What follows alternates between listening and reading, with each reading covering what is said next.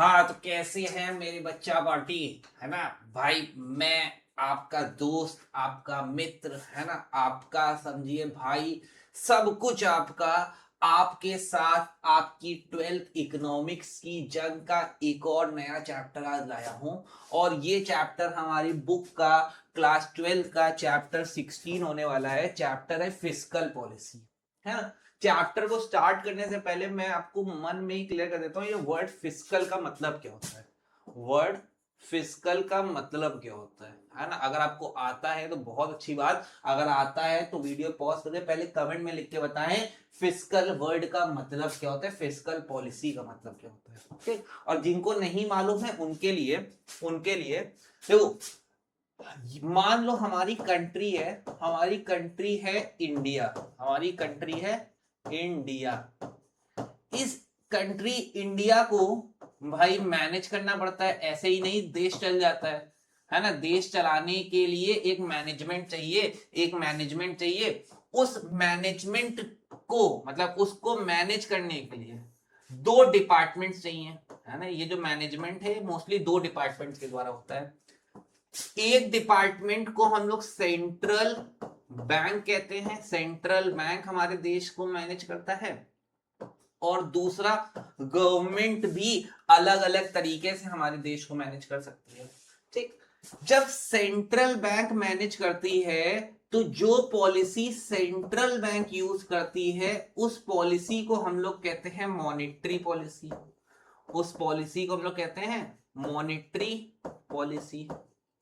और जब हमारी गवर्नमेंट, है ना, देश को मैनेज करने के लिए मतलब देश की चीजों को मैनेज करने जाती है तो जो पॉलिसी यूज करती है उस पॉलिसी को हम लोग कहते हैं फिस्कल पॉलिसी। उस पॉलिसी को कहते हैं फिस्कल पॉलिसी। ठीक। Fiscal policy. तो फिस्कल पॉलिसी, अगर तुमसे कोई पूछे फिस्कल पॉलिसी कौन सी पॉलिसी होती है, एक ऐसी पॉलिसी जो हमारी सेंट्रल गवर्नमेंट या स्टेट गवर्नमेंट या लोकल गवर्नमेंट, है ना, अपनाती है।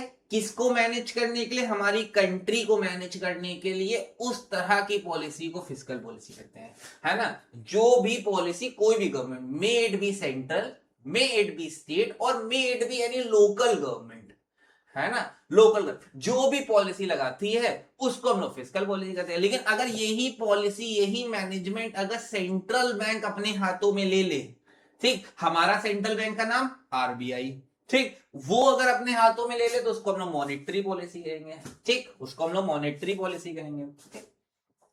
अब सबसे पहला क्वेश्चन आता है, सबसे पहली बात आती है चैप्टर में, पब्लिक फाइनेंस क्या होता है, उसका मीनिंग और उसका स्कोप।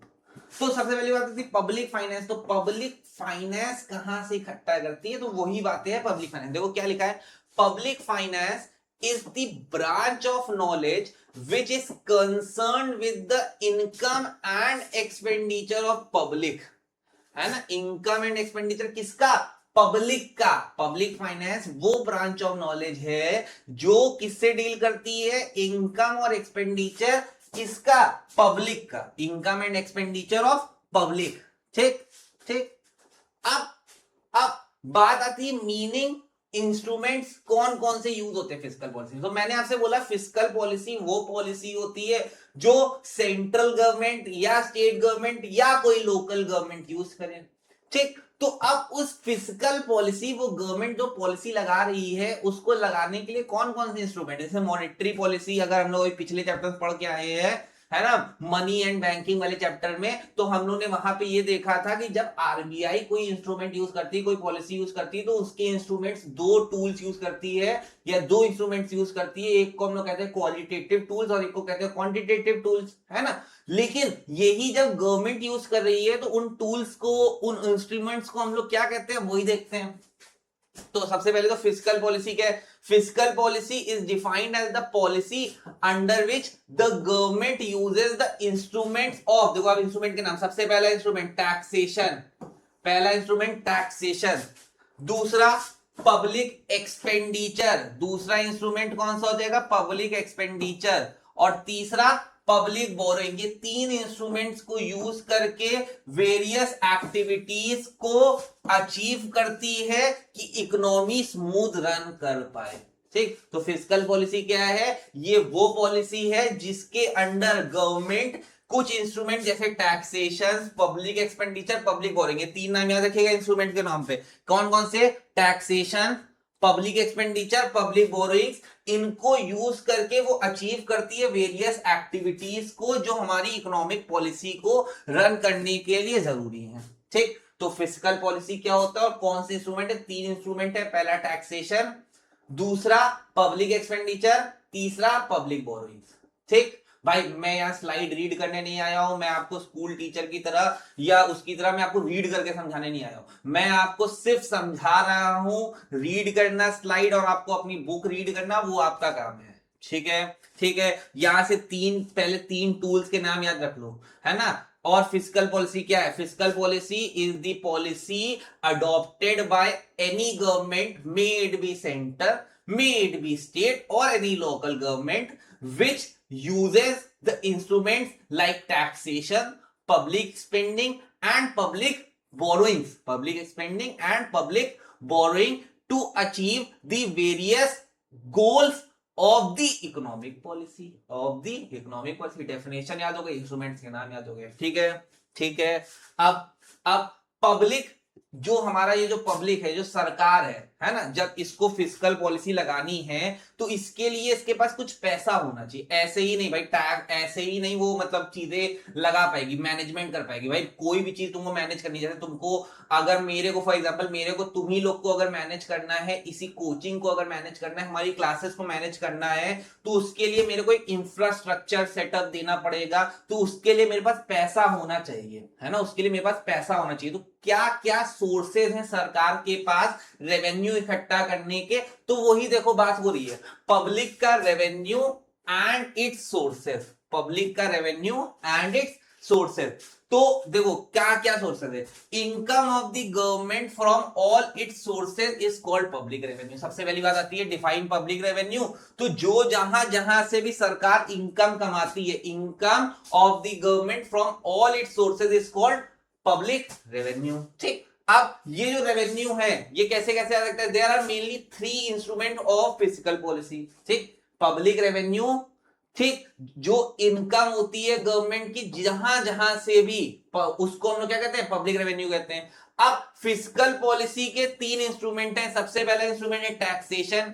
भाई सरकार टैक्स करेगी, सरकार टैक्स करेगी तो उससे उससे वो टैक्स, वो जो टैक्स होगा वो टैक्स उसको मिलेगा इन फॉर्म ऑफ मनी, है ना। और वो मनी क्या हो जाएगी? सरकार का क्या हो जाएगा? रेवेन्यू, है ना। सरकार का क्या हो जाएगा? रेवेन्यू। और ये रेवेन्यू बन जाएगा पब्लिक रेवेन्यू। ये सरकार का क्या बन जाएगा? Public revenue. ठीक, यहीं पे पब्लिक एक्सपेंडिचर सरकार का खर्चा है। पब्लिक बोरोइंग ये भी सरकार के लिए क्या है? एक तरह से रेवेन्यू। जब सरकार के पास पैसा नहीं होता है तो वो अपनी ही पब्लिक से पैसा उधार ले लेती है, तो वहां से भी वो रेवेन्यू जनरेट कर सकती है। तो रेवेन्यू जनरेट करने के दो तरीके हैं, एक टैक्सेशन और एक पब्लिक बोरोइंग। ठीक, ये अभी एक्स्ट्रा नॉलेज है, लेकिन अभी एक्स्ट्रा मतलब ये हम लोग आगे स्लाइड में पढ़ने वाले हैं। ठीक है, लेकिन अभी के लिए याद रखें। तो सबसे पहली बात होती है पब्लिक रेवेन्यू क्या होता है, बात समझ में आई। पब्लिक रेवेन्यू क्या है? Income of government from all it's sources is called public revenue. ठीक, अब ये रेवेन्यू है ना, ये रेवेन्यू करने के लिए फिस्कल पॉलिसी लगानी पड़ेगी। फिस्कल पॉलिसी लगाने के लिए हमारे पास तीन इंस्ट्रूमेंट है। पहला taxation, public expenditure, public borrowing, जो उन्होंने पीछे भी पढ़ा। ठीक, इसमें से रेवेन्यू कहां से आएगा? टैक्सेशन से आ जाएगा और पब्लिक बोरोइंग से रेवेन्यू आ जाएगा। ठीक, अब सबसे पहले आता है इंस्ट्रूमेंट्स। जो तुमने पीछे तीन इंस्ट्रूमेंट्स पढ़े उसी में सबसे पहला इंस्ट्रूमेंट आता है टैक्सेशन। सबसे पहला इंस्ट्रूमेंट हम लोग ने यही तो पढ़ा। जो पीछे की साइड में सबसे पहला इंस्ट्रूमेंट क्या पढ़ा? टैक्सेशन। तो अब देखो सबसे पहला इंस्ट्रूमेंट टैक्सेशन क्या है? Taxation is the compulsory contribution. भाई तुम चाहो या ना चाहो, अगर तुम देश में रहना चाहते हो, देश के हिस्सा हो, तो तुमको टैक्स देना पड़ेगा। अगर तुम हमारे इंडिया में रहते हो, चाहे तुम देश का मतलब देश के पार्ट हो या ना हो, तुम यहाँ पे कुछ भी कमा रहे हो तो वो तुम्हारी इनकम टैक्स का पार्ट है ना, उस पे आपको टैक्स देना पड़ेगा, चाहे वो टैक्स डायरेक्ट के फॉर्म में हो चाहे वो इनडायरेक्ट के फॉर्म में हो। तो टैक्स एक कंपलसरी लिवाई है, कंपलसरी पेमेंट है। तो सबसे पहली वही बात, tax is a compulsory contribution. ये पहला कीवर्ड मेरे को मिल गया। कीवर्ड देख लो, टैक्सेशन डिफाइन करने होगा तो कैसे लिखना है, taxation is a compulsory contribution from a person to government, एक पर्सन से एक गवर्नमेंट की तरफ, to defray the expenses incurred, है ना, to defray the expenses incurred in the common interest of all.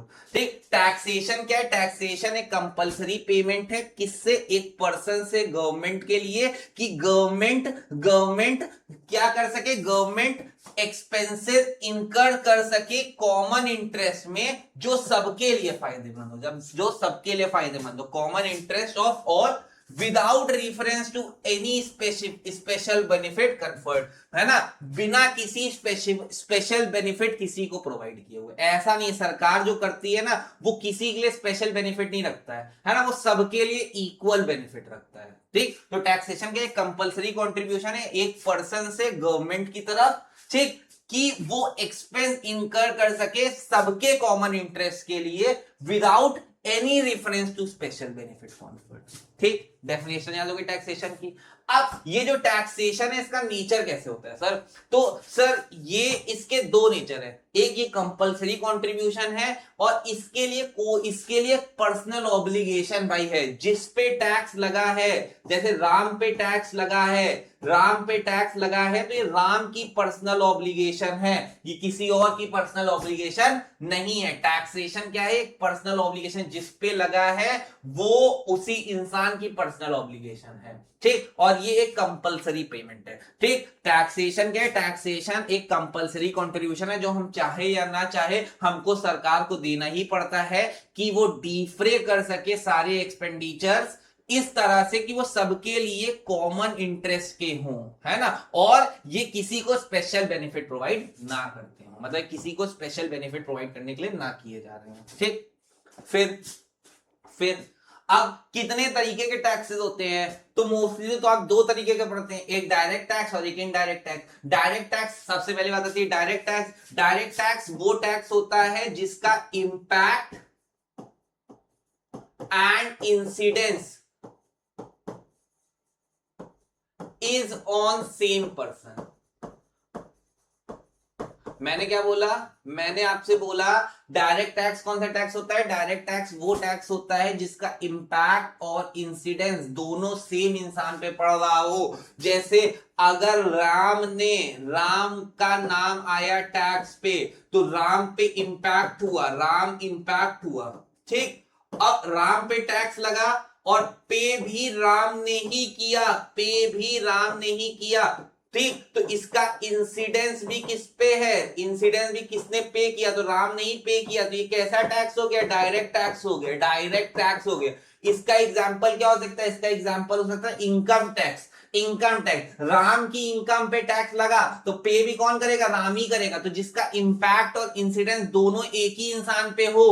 ठीक, मतलब बिल पे लिखा था नाम राम का और बिल भरा भी राम ने, तो वो कैसा टैक्स हो गया, डायरेक्ट टैक्स हो गया। ठीक, लेकिन अगर बिल पे लिखा था नाम राम का, उसको पे कर दिया श्याम ने, तो वो इनडायरेक्ट टैक्स। ठीक, तो इंपैक्ट और इंसिडेंस सेम इंसान पे डायरेक्ट, इंपैक्ट और इंसिडेंस दो अलग इंसानों पे इनडायरेक्ट। लेकिन अभी हम लोग डायरेक्ट पे हैं, तो डायरेक्ट क्या है, impact and incidence is on same person, same person. ठीक, देखो अब क्या लिखा है, direct tax are paid directly to the government by the person on whom they are impose, जिस पे इम्पोज किया गया उसी ने पे किया। The burden can not be shifted, इसका बर्डन शिफ्ट नहीं किया जा सकता, वहीं पे इनडायरेक्ट टैक्स का बर्डन शिफ्ट किया जा सकता है। ठीक, टू अदर। इसका मेरिट क्या है, ये प्रोग्रेसिव होता है नेचर पे, जैसे जैसे इनकम बढ़ती जाती है वैसे वैसे आपका टैक्स भी बढ़ता जाता है, प्रोग्रेसिव है नेचर पे। ठीक, हमारे देश का इनकम टैक्स सिस्टम। ठीक, ये इनकम इनइक्वालिटी रिड्यूस करता है भाई, जिस पे टैक्स लगा वही भरेगा, तो इससे ऐसा नहीं कि तुम शिफ्ट करके गरीबों पे डाल दो, रिड्यूसेस इनकम इनइक्वालिटी। ठीक, मेरिट्स हो गए। डीमेरिट्स क्या है, टैक्स इवेजन, लोग चोरी कर सकते हैं टैक्स को, है ना, अलग अलग तरीके से टैक्स चोरी कर सकते हैं। थोड़ा धंधा बीवी के नाम पे दिखा दिया, थोड़ा धंधा अपने नाम पे दिखा दिया, थोड़ा धंधा बच्चे के नाम पे दिखा दिया, ठीक है, तो टैक्स इवेजन बहुत पॉसिबल है ना। फिर हाई एडमिनिस्ट्रेटिव कॉस्ट, इसको मैनेज करने के लिए सरकार का बहुत ज्यादा कॉस्ट बियर करना पड़ता है, हाई एडमिनिस्ट्रेटिव कॉस्ट जाती है, ठीक है, ठीक है। डायरेक्ट टैक्स समझ में आया।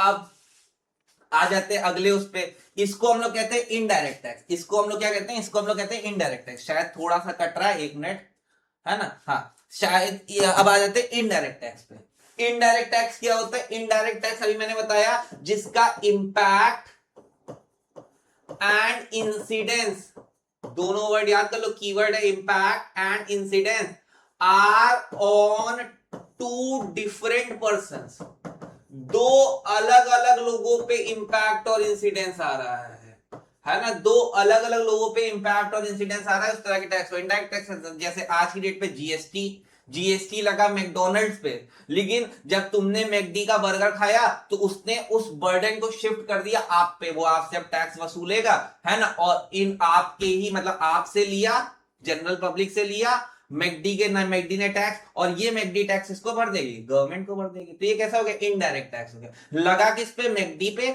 मैकडी ने वसूला किससे? हमसे, और इन रिटर्न भर दिया गवर्नमेंट को, ठीक। तो वो कैसा टैक्स हो गया? इनडायरेक्ट टैक्स हो गया। So indirect tax are levied on goods and services and their burden can be shifted on consumer. Easy to collect है, ज्यादा कवरेज हम लोग से कर सकते हैं। दो मेरिट है। डीमेरिट क्या है? रिग्रेसिव होता है नेचर पे। रिग्रेसिव कैसे होता है भाई? 1 लाख जो इंसान कमाता है उसको भी उतना ही जीएसटी देना पड़ता है, और जो इंसान 1000 रुपए कमाता है उसको भी उतना ही जीएसटी देना पड़ता है मैकडी के बर्गर पे। तो रिग्रेसिव है, ठीक। Increase in prices of good, है ना, जैसे जैसे गुड्स के प्राइसेस बढ़ते जाते हैं वैसे वैसे प्राइसेस के साथ साथ ये आपका टैक्स भी बढ़ता जाता है। Increases in prices of good, जैसे जैसे प्राइसेस इंक्रीज होंगे वैसे वैसे जीएसटी भी इंक्रीज होता है। जैसे 1000 रुपए पे 18% जीएसटी लगा तो तुम्हारा 18 रुपए आ गया, या 180 रुपए आ गया, है ना, 180 रुपीज आ गया।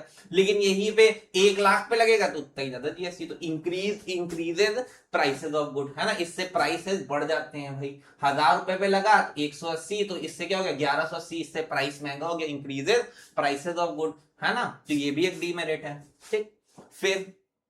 फिर इसके अलावा अब तुमने दो टैक्स के नाम तो सुने ही थे, एक डायरेक्ट टैक्स, एक इनडायरेक्ट टैक्स। लेकिन इस डायरेक्ट और इनडायरेक्ट के अलावा भी बहुत सारे टैक्स के टाइप्स आते हैं। सबसे पहला होता है प्रोपोर्शनल टैक्स। प्रोपोर्शनल टैक्स क्या होता है? तुम्हारी इनकम जिसको तुम वाई से डिनोट करते हो इकोनॉमिक्स में, ये बढ़े, है ना, लेकिन तुम्हारा टैक्स जो है वो ना बढ़े, वो हमेशा जिंदगी भर सेम रहे। मतलब अगर तुम 1 लाख कमा रहे हो, मतलब तुम अगर 1 लाख रुपीज अर्न करते हो तब भी तुम टैक्स 10% दे रहे हो, और अगर तुम 1 करोड़ कमा रहे हो तब भी तुम 10% दे रहे हो, तो वो कैसा टैक्स टाइप हो गया? वो प्रोपोर्शनल टैक्स हो गया, ठीक। तो देख लो, tax rate remains same for all income levels. Example, flat tax rate of 10%, ठीक। फिर प्रोग्रेसिव टैक्स, भाई ये हमारे इंडिया में यही वाला टैक्स स्ट्रक्चर चलता है कि आप 0 से 5 लाख कमाते हैं तो आप पे नील टैक्स है। आप 5 लाख से 10 लाख तक कमाते हैं तो आप पे 5% टैक्स है, ठीक। 10 लाख से 20 लाख कमाते हैं तो आप पे 12.5% का टैक्स है। ये इनकम टैक्स लैब लाते हैं, देखे हो ना इनकम टैक्स लैब। तो एक ऐसा टाइप का प्रोग्रेसिव टैक्स है, जैसे जैसे इनकम इंक्रीज होती जाती है वैसे वैसे आपका टैक्स रेट भी बढ़ता जाता है। तो tax rate increases with increase in income, ठीक। Example, income tax slabs in India, देख लो इसका एग्जाम्पल ही वही है, ठीक। फिर रिग्रेसिव टैक्स वो टैक्स होता है जैसे जैसे आपकी इनकम बढ़ रही है वैसे वैसे आपका टैक्स गिर रहा है, ठीक। तो tax rate decreases as income increases, tax rate कम होता जाता है जैसे जैसे आपकी इनकम इंक्रीज करती है। Example, indirect tax like GST on essentials, है ना, एसेंशियल आइटम पे आपका टैक्स कम हो जाता है। कैसा है? वो है रिग्रेसिव टैक्स है, ठीक।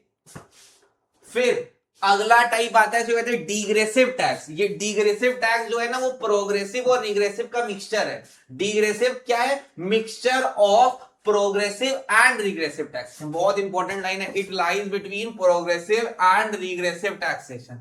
मेरे को लगता है यहां से एमसीक्यू बन सकता है ना। एमसीक्यू कैसे बन सकता है? ऐसा कौन सा टाइप है टैक्सेशन का जो प्रोग्रेसिव और रिग्रेसिव के बिटवीन में लाई करता है, और 4 ऑप्शन दिया होता है, कौन सा टिक करेंगे? डिग्रेसिव, ठीक है, degressive taxation is a system in which rate of tax decreases as income increases but the total amount of tax paid still increases, है ना भाई। तुम्हारा टैक्स जैसे जैसे तुम्हारी इनकम बढ़ रही है, जैसे जैसे तुम्हारी इनकम बढ़ रही है, उससे तुम्हारा रेट ऑफ टैक्स तो डिक्रीज हो रहा है, रेट ऑफ टैक्स डिक्रीज हो रहा है। ध्यान ना, देखो ये लिखा है ना, degressive taxation is a system in which rate of tax decreases as income increases but total amount of tax paid still increases. मतलब जो तुम्हारा टोटल अमाउंट ऑफ टैक्स है, टोटल अमाउंट ऑफ टैक्स, ये इंक्रीज जरूर होता रहेगा। मतलब मान लो पहले तुम्हारी इनकम थी 1 लाख,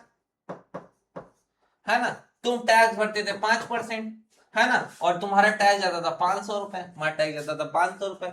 लेकिन अब तुम्हारी इनकम हो गई 2 लाख, 2 लाख, अब तुम टैक्स भरते हो, अब तुम टैक्स भरते हो 4%, लेकिन जो तुम्हारा टोटल अमाउंट ऑफ टैक्स है वो अभी भी 700 ही जा रहा है ना। वो तुम्हारा टोटल अमाउंट ऑफ टैक्स 4% के हिसाब से भी कितना जा रहा है, 700 जा रहा है। तो टैक्स तो कम हुआ, मतलब टैक्स तो रिग्रेस हुआ, लेकिन जो अमाउंट ऑफ टैक्स है वो बढ़ गया। मतलब पहले तुम 500 देते थे, अब 700 दे रहे हो। तुम्हारा टैक्स रेट कम जरूर हुआ है, लेकिन जो अमाउंट ऑफ टैक्स दे रहे हो वो ज्यादा ही दे रहे हो पिछले वाले से। तो कैसा टैक्स हो गया, वो डिग्रेसिव टैक्स हो गया। ठीक, तुम्हारा रेट ऑफ टैक्स जरूर डिक्रीज करा है, लेकिन अमाउंट ऑफ टैक्स बढ़ गया। अमाउंट ऑफ टैक्स तुम्हारा क्या हो गया, ये इंक्रीज हो गया, ये इंक्रीज हो गया, जबकि ये क्या हो गया, डिक्रीज हो गया।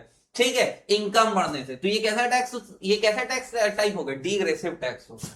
Okay okay. अब मैंने तुमको क्या बताया, मैंने तुमको बताया था कि हम फिस्कल पॉलिसी के लिए 3 तरह के इंस्ट्रूमेंट यूज करते हैं। टैक्सेशन हो गया, अब दूसरा इंस्ट्रूमेंट आता है, उसको कहते हैं पब्लिक एक्सपेंडिचर या पब्लिक स्पेंडिंग। दूसरा नाम पब्लिक एक्सपेंडिचर भी होता है, पब्लिक स्पेंडिंग भी होता है, कहीं कहीं लिखा हुआ।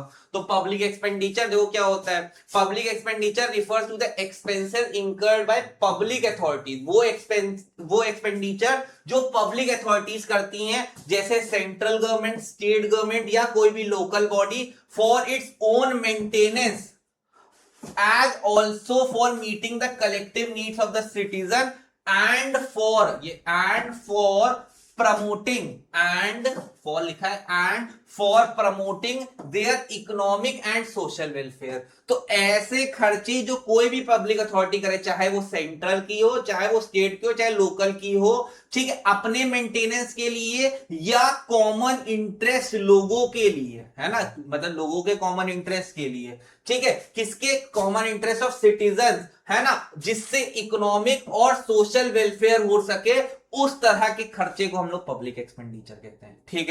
ठीक है, पब्लिक एक्सपेंडिचर समझ में आया।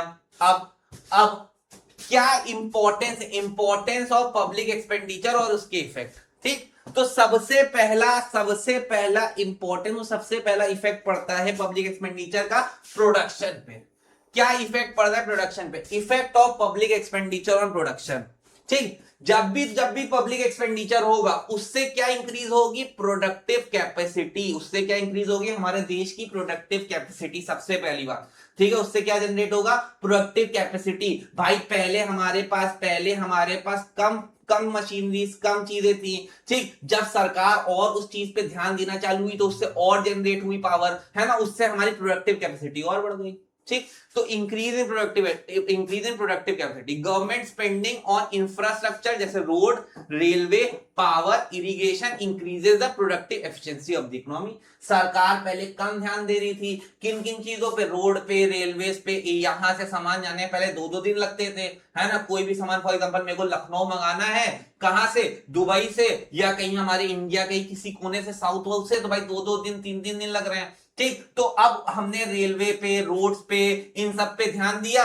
ठीक है, इससे हमने इंफ्रास्ट्रक्चर, पब्लिक एक्सपेंडिचर इन सब पे किया, हमारा इंफ्रास्ट्रक्चर अच्छा हुआ, अब हमारी प्रोडक्टिव एफिशिएंसी होने लगी। जो सामान 2 दिन में पहुंचता था, अब वो 24 घंटे के अंदर पहुंच जाता है, 10 मिनट में डिलीवरी होने लगी है आजकल। ठीक है, तुम देख लो कितनी एफिशिएंसी बढ़ गई, प्रोडक्टिव एफिशिएंसी इंक्रीज हो गई इकोनॉमी की। सबसे पहला पॉइंट, सबसे पहला प्रोडक्शन पे क्या फर्क पड़ेगा, ये प्रोडक्टिव कैपेसिटी को इंक्रीज कर देगा।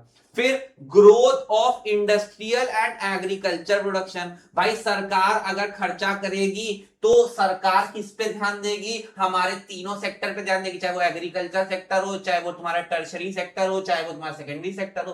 तो अगर एग्रीकल्चर सेक्टर पे ध्यान दे रही है तो इंडस्ट्री भी ग्रो करेंगी, एग्रीकल्चर भी ग्रो करेगा, ठीक है। जैसे सब्सिडीज प्रोवाइड कर दी फार्मर्स को तो उससे एग्रीकल्चर आउटपुट मिलेगा, फाइनेंशियल सपोर्ट प्रोवाइड कर दिया इंडस्ट्रीज को, उससे इंडस्ट्रीज की ग्रोथ होगी, ठीक है। तो तुम्हारा जो पब्लिक एक्सपेंडिचर प्रोडक्शन पे है ये प्रोडक्टिव कैपेसिटी भी इंक्रीज करता है, इंडस्ट्री और एग्रीकल्चर प्रोडक्शन को भी इंक्रीज करता है। थर्ड पॉइंट, ह्यूमन कैपिटल का भी डेवलपमेंट होगा। कैसे डेवलपमेंट होगा, जब सरकार एजुकेशन पे, स्किल डेवलपमेंट पे, हेल्थ पे ध्यान देगी तो उससे लेबर की एफिशिएंसी इंक्रीज होगी, वो उससे हायर प्रोडक्शन होगा, ठीक। फिर अगर प्राइवेट इन्वेस्टमेंट को भी इंकरेजमेंट मिलता है, प्राइवेट इन्वेस्टमेंट को कैसे इंकरेजमेंट मिलता है, जब हम बेटर इंफ्रास्ट्रक्चर प्रोवाइड करेंगे, better infrastructure and law and order, reduce cost of production and attract private investment. भाई जब देखेगा कि इंडिया में इन्वेस्टमेंट करना आसान है, यहाँ का लॉ और ऑर्डर बहुत अच्छा है, इंफ्रास्ट्रक्चर बहुत अच्छा है, तो लोग जो प्राइवेट फर्म्स होंगे बोलेंगे हम भी पैसा लगाएंगे, हम भी प्रोडक्शन करेंगे, प्रोडक्टिव एफिशिएंसी बढ़ेगी, ठीक। फिर रीजनल बैलेंस डेवलपमेंट, भाई तुम्हारा रीजन भाई बैलेंस हो जाएगा, मतलब जो शहर है और जो गांव है उनमें एक बैलेंस डेवलपमेंट दिखने लगेगा। तुम देखो कितनी तेजी से हमारे शहर गांव बहुत जल्दी डेवलप हो रहे हैं, हर जगह तुम्हारी लाइट भी पहुंच रही है, हर जगह तुम्हारा पानी भी पहुंच रहा है ना। सरकार कितना ज्यादा भाई पब्लिक एक्सपेंडिचर करके सब कुछ बैलेंस करिए, तो रीजनल बैलेंस डेवलपमेंट, ठीक। फिर टेक्नोलॉजिकल एडवांसमेंट, भाई हम लोग नई नई टेक्नोलॉजीज भाई एडवांस हो जाएंगे उन सब चीजों से।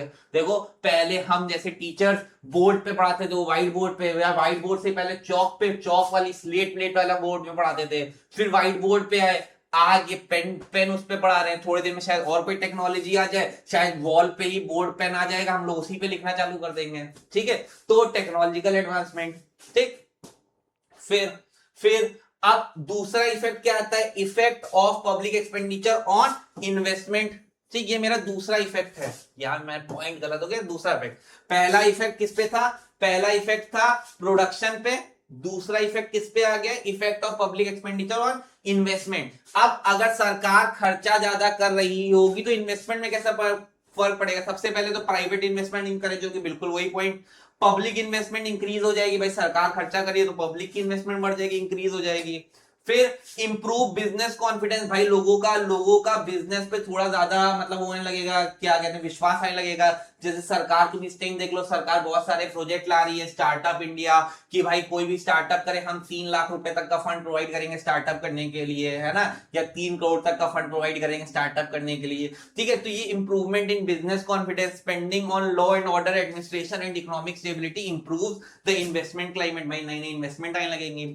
फिर डेवलपमेंट ऑफ ह्यूमन कैपिटल, भाई ह्यूमन जो भाई अगर हम लोग एजुकेशन पे, स्किल डेवलपमेंट पे, इन सब प्रोजेक्ट्स पे ज्यादा ध्यान देंगे तो ह्यूमन जो हमारी लेबर है वो ज्यादा डेवलप होने लगेगी, वो ज्यादा अच्छी बनने लगेगी। उससे क्या होगा, हमारा ह्यूमन डेवलपमेंट होगा, हमारी प्रोडक्शन एफिशिएंसी बढ़ जाएगी, हमारी इन्वेस्टमेंट बढ़ जाएगी, ठीक है। Investment in education, health and skill development raises productivity, encouraging long term private investment, भाई लंबे समय तक प्राइवेट इन्वेस्टमेंट रहेगी। फिर इससे बैलेंस रीजनल डेवलपमेंट होगा। सेम पॉइंट्स तो पॉइंटर तो बदलने ही नहीं, मिला जुला के तुम दोनों में देख लो सेम ही पॉइंटर्स हैं, ठीक। फिर ये थर्ड आ गया, थर्ड इफेक्ट आ गया। थर्ड इफेक्ट क्या, effect of public expenditure on income distribution. भाई इनकम डिस्ट्रीब्यूशन में कैसे कैसे फर्क आ रहा है तो तुम खुद ही वहां दोनों से मिला चुला के थोड़ी खिचड़ी बना के लिख सकते हो। पहला क्या, इनकम इनइक्वालिटी रिड्यूस हो जाएगी। इनकम इनइक्वालिटी कैसे रिड्यूस हो जाएगी, government spending to the welfare scheme like मनरेगा, pension, subsidy increases income of poor and weaker sections. भाई सरकार के खर्चे अलग अलग स्कीम से पुअर और वीकर सेक्शंस को भी थोड़ा मजबूत करते हैं, ठीक। फिर redistribution of income, redistribution of income कैसे कर सकते हैं हम लोग, अलग अलग स्कीम है, सब्सिडीज प्रोवाइड कर सकते हैं, एजुकेशन में, हेल्थ केयर में, फूड सिक्योरिटी स्कीम चला सकते हैं लो इनकम ग्रुप से, जो कि रिचर द्वारा, मोर देन रिच, है ना, इससे भी भाई इनकम हम लोग रिड्यूस कर सकते हैं, रीडिस्ट्रीब्यूशन ऑफ इनकम, ठीक। फिर थर्ड आता है improvement in standard of living. Public expenditure जैसे घर प्रोवाइड करना से देखो, हाँ मतलब लोगों को घर प्रोवाइड करना सरकार कर रही है ना, वो sanitation, drinking water, raises real income and real income of lower income group and raises standard of living, है ना। और इससे क्या होगा, उनका standard of living and raising standard of living, SOL का मतलब रेजेस स्टैंडर्ड ऑफ लिविंग, ठीक है, इंप्रूव हो जाएगा।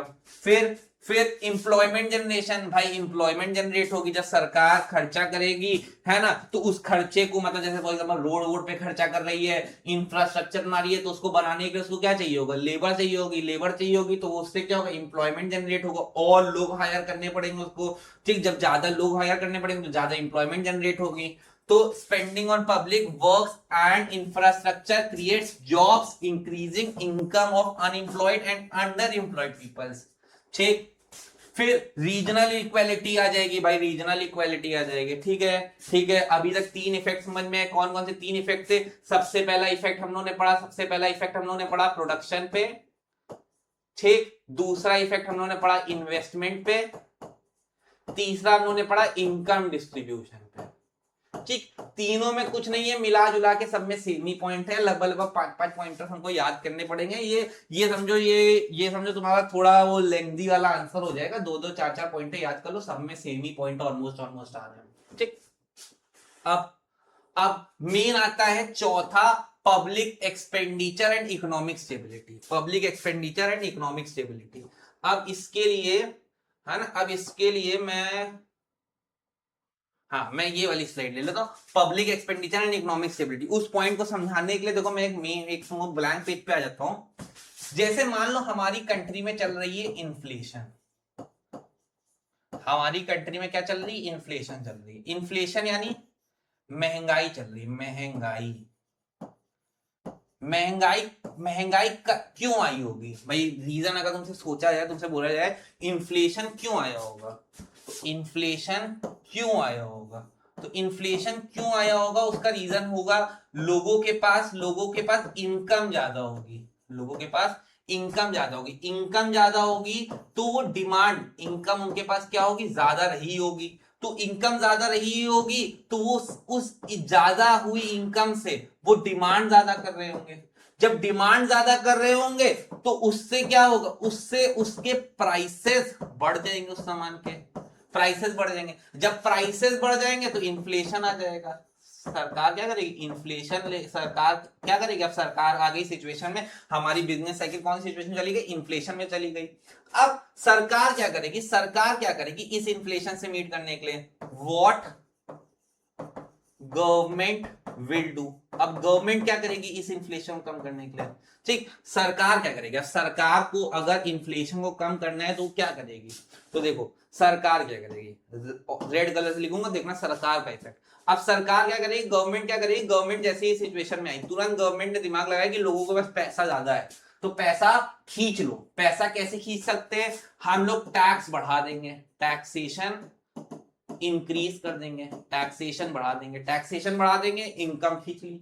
जो सरकार पब्लिक स्पेंडिंग कर रही होगी, जो सरकार पब्लिक एक्सपेंडिचर कर रही होगी उसको कम कर देगी। पहले सरकार 1000 करोड़ का प्रोजेक्ट लाई थी, उससे क्या हुआ, ज्यादा पैसा इकोनॉमी में पहुंच गया, उसको खींचना है, सरकार ने टैक्स लगाया, टैक्स लगाने के साथ साथ क्या कर दिया सरकार ने, पब्लिक एक्सपेंडिचर और कम कर दिया। जहां 1000 का प्रोजेक्ट था अब वो 500 करोड़ का प्रोजेक्ट कर रहे हैं सर, ठीक, पब्लिक एक्सपेंडिचर कम कर दिया। और जो पब्लिक बोरोइंग है, सरकार ने बोरो ज्यादा कर लिया, लोगों जो पब्लिक बोरोइंग है, जो सरकार बोरो करती है पब्लिक से, जनरल पब्लिक से, वो बोरिंग बढ़ा दी।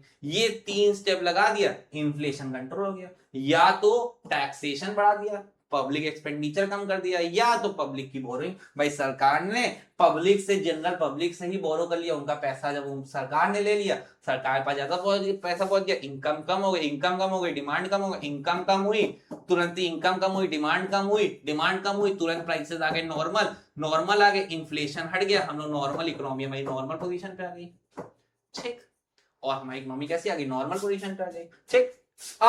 अब इसी का उल्टा, अब मान लो डिफ्लेशन चल रहा है, डिफ्लेशन क्यों होता होगा, डिफ्लेशन होता होगा तब जब सरकार क्या कर रही हो, सरकार देख रही होगी लोगों के पास इनकम कम है, तो भाई डिमांड कम कर रहे होंगे, तो उससे क्या होगा, प्राइसेस और कम हो जाएंगे, सरकार पहुंच जाएगी डिफ्लेशन की सिचुएशन, हमारी बिजनेस साइकिल डिफ्लेशन की सिचुएशन पहुंच गई। अब इस डिफ्लेशन को कंट्रोल करना है, तो सरकार क्या करेगी, अपने वही 3 टूल लगाएगी, टैक्सेशन, पब्लिक एक्सपेंडिचर और पब्लिक बोरोइंग्स, ठीक, टैक्सेशन को कम कर देगी, टैक्स कम कर देगी, पब्लिक एक्सपेंडिचर बढ़ा देगी और पब्लिक बोरिंग को क्या कर देगी, कम कर देगी, पब्लिक बोरिंग को कम कर देगी। टैक्स कम कर देगी, उससे क्या होगा भाई, लोगों के पास ज्यादा इनकम पहुंचने लगी, ज्यादा रियल इनकम हो गई, ज्यादा रियल इनकम हो गई, वो जो टैक्स में पैसा लगा रहे थे वो टैक्स का पैसा उनके हाथ में बचने लगा, हाथ में बचने लगा, इनकम बढ़ गई, डिमांड बढ़ जाएगी।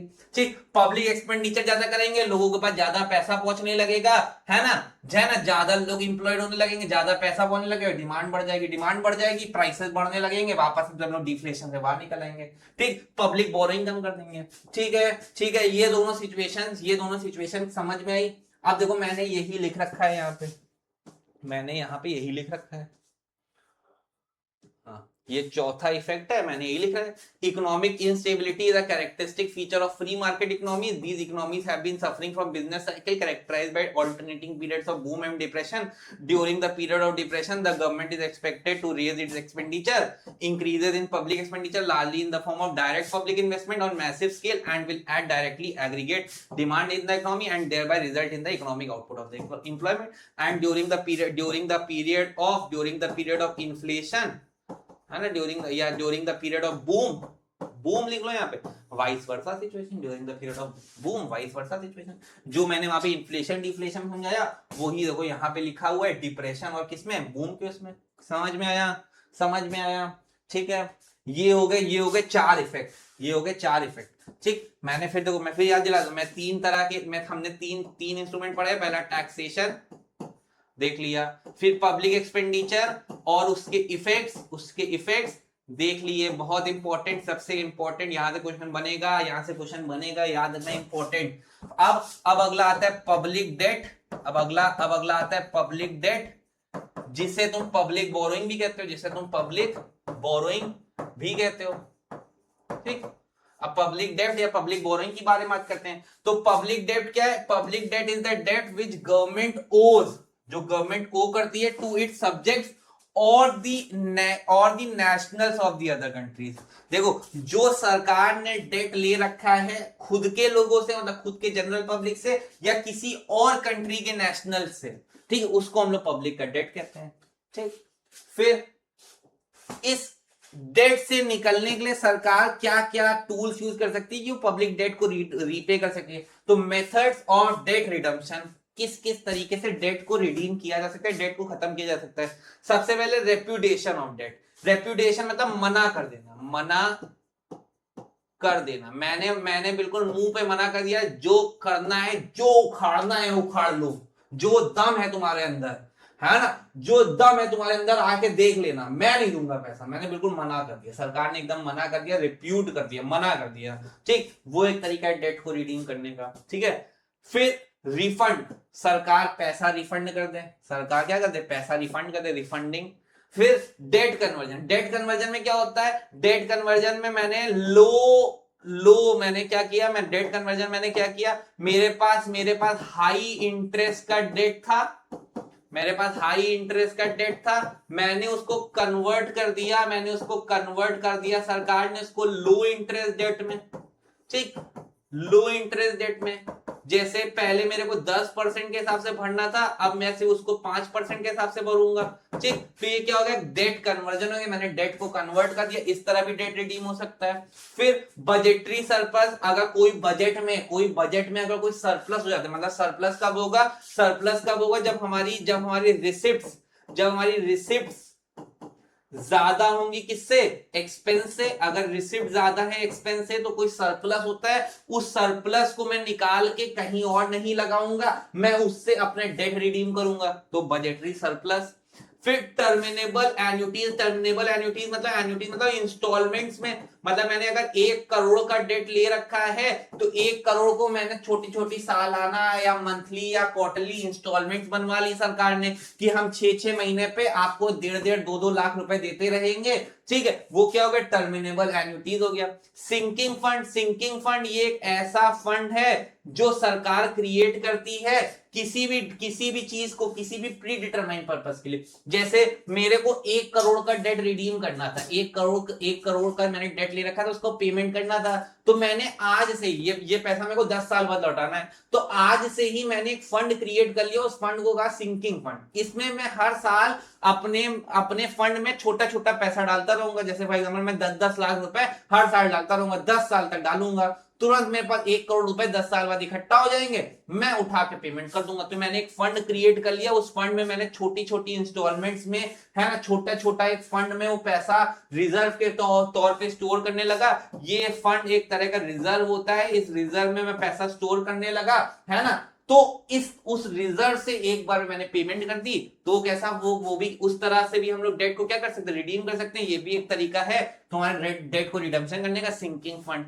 ठीक, फिर कैपिटल लिवाई, कैपिटल लिवाई मतलब भाई लोगों के पास जो जो कैपिटल थी मैंने उस पर टैक्स कर दिया, है ना। जैसे मेरे पास, लोगों के पास, जैसे क्या एग्जांपल है, लोगों के पास अगर मतलब क्या कहते हैं 1 बीघा से ज्यादा जमीन होगी तो उसको क्या करना पड़ेगा, उसको सरकार को इतना % टैक्स और बढ़ा के देना पड़ेगा। तो मैंने क्या कर दिया, कैपिटल लिवाई कर दिया, मैंने कैपिटल क्या कर दिया, लिवाई कर दिया। ठीक, फिर statutory reduction in interest rate, ये बिल्कुल डेट कन्वर्जन की ही तरह है। मैंने अपने इंटरेस्ट रेट को कम कर लिया, पहले मेरे से 5% चार्ज किया जाता था, अब मैंने कम करके 3% कर लिया, तो स्टैट्यूटरी रिडक्शन कर लिया। तो ये सब तरीके हैं जिससे डेट आपका रिडीम हो सकता है। सबसे पहला मना कर दो, रेपुटेशन ऑफ डेट, दूसरा रिफंडिंग, तीसरा डेट कन्वर्जन, चौथा बजटरी सरप्लस, पांचवा टर्मिनेबल एन्युटीज, छठा सिंकिंग फंड, पांचवा कैपिटल लेवाई, और छठा statutory reduction in interest rate. ठीक है, इतनी बात में ओके, इतनी बात मजा आया, इतनी बात समझ आई। ठीक है, अब डेफिशिएंट फाइनेंसिंग क्या होता है। डेफिशिएंट फाइनेंसिंग मतलब वो होता नहीं है, तुम जानते हो आरबीआई के पास पावर है कि वो पैसा प्रिंट कर सकती है ना। तो आरबीआई जब चाहे, उसके पास पैसा नहीं, अगर सरकार के पास पैसा नहीं हो, तुरंत आरबीआई से बोले कि मेरे को नोट प्रिंट करके दे दो, नोट प्रिंट करके दे दो, तुरंत उसको 1 करोड़ रुपए का नोट प्रिंट होके आ गया। तो ये कैसी फाइनेंसिंग हुई, डेफिशिएंट फाइनेंसिंग हो गई। वो गाना नहीं है, बोले बाबा दे दे मुझे नोट छापन दी मशीन, तो बस समझो गवर्नमेंट भी बिल्कुल नोट छापन दी मशीन उसको भोले बाबा दे रखे, वो तुरंत उसको फाइनेंस की जरूरत है, उसने तुरंत नोट प्रिंट कर लिया। ठीक है, तो ये फाइनेंसिंग कैसी होगी, डेफिशिएंट फाइनेंसिंग होगी। Deficient financing means meeting the deficient between the government expenditure and revenue through creation of new money. ठीक, through creation of new money, नए नोट प्रिंट करके मैंने फाइनेंस ले लिया। बिल्कुल वही गाना गा के, बोले बाबा दे दो मुझे नोट छापन दी मशीन, तो मिल गई ना नोट छापन दी मशीन, नोट छापन मशीन से नोट छापे, है ना, और फाइनेंस कर लिया। वो फाइनेंसिंग क्या कहा गया, डेफिशिएंट फाइनेंसिंग। इजी, कोई दिक्कत, मजा आया। अब मेरे को नहीं लगता इस चैप्टर में से ज्यादा, अब खत्म चैप्टर खत्म। Thank you. अगर आपने इतना पढ़ लिया, चैप्टर बिल्कुल खत्म। चैप्टर 16 में कुछ नहीं है, लगभग देखा जाए तो लगभग 30-40 मिनट में हम लोगों ने टॉपिक खत्म कर लिया, और इजी सा टॉपिक है। एक बार आपने मेरी बातें सुन ली, अब बस जाइएगा, एक बार उंगली रख के बुक रीड कर लीजिएगा।